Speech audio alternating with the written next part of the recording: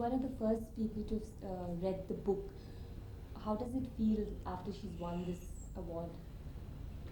Rather good, to tell you the truth. I mean, in a very simple way, that as you observe, I was one of the first people to read the book. I'm part of a small circle of friends. And when I read it, it hadn't been published. I mean, the good thing about this one is that all these judgments were made standing on one's own feet. I think the wonderful thing about it is that the book, it's not only that it was written by someone who's, here and lives here rather than, seeing it from far away, but that all the decisions about its excellence and so on and so forth were also made, as it were, without being guided by other people, But could you give us a critical view of the book? How does It's rather difficult for me to do that, because I've been sort of talking about it, and I just think it is an extraordinary work, and I was sure about that within hours of starting to read it. And I just feel gratified now that, so many hundreds of thousands of people around the world seem to have concurred in this judgment. I mean, The cultural context of the book has not really been a hurdle for this massive sale all over the world. Would you comment on this? Well, it's a tricky one. This is one of the sort of standard things that we deal with, which is this whole business of sort of locality, universality, all right? And in fact, the best writers have always been able to reach the universal through a kind of detailed perception of what is in fact local.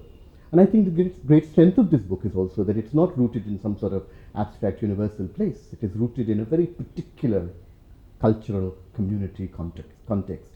And it is through its sort of sensitive rendition of that it manages to reach, on current evidence, some kind of universal level of appeal. Do you feel that with this book, all Indian writers of English prose have finally shed the colonial hangover and come on their own?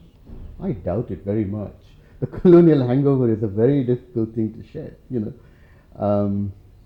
Chekhov once wrote, I think it was Chekhov, once wrote about how, as it were, in his veins there flowed some proportion of the blood of a serf, and how he had to struggle over a lifetime to actually squeeze that blood of the serf out of himself and to finally become a free man. And I think, shedding the colonial hangover, as you say, is a little like that. It doesn't come easy, and one person's success doesn't mean that the rest of us will suddenly become, awake and become free.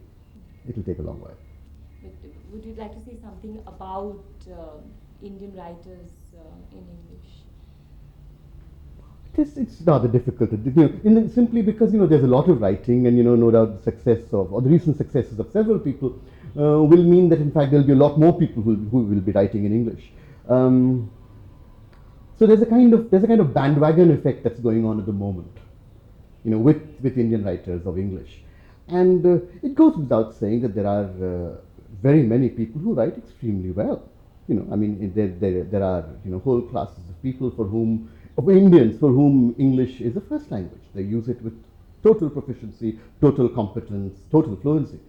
But whether this will produce great writing remains to be seen. But do you feel that Arundhati, having won this award, she is one of the most exceptional writers, or is it that an Indian has been recognized for the first time? No, I think she's an extraordinary writer. I think it is nice for us to think that one of us, as it were, has gone and done it, but I think she is an unusual writer.